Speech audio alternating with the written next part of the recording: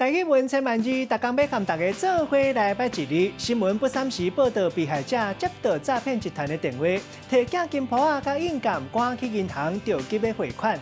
今仔日要甲大家小解这一日就是鉴，读个案鉴第3条。照古早台语字典解说讲，鉴就是大底盘或者是镜，光面会照影。混看来讲，就有看见、反省的意思。古早人讲以古为鉴，就是用过去的历史来反省，唔通搁再犯同款的错误。带大家做伙来小解这两个词。头一个读做印鉴，又是印仔，也毋过讲印鉴上主要是较正式，登记的机关用来核对身份的印仔，一般用伫咧厝、不动产或者是土地。第二个词鉴定，这意思是判断代志到底是真也是假，是好也是歹。咱用一句话来举例，甲这两个词甲做伙。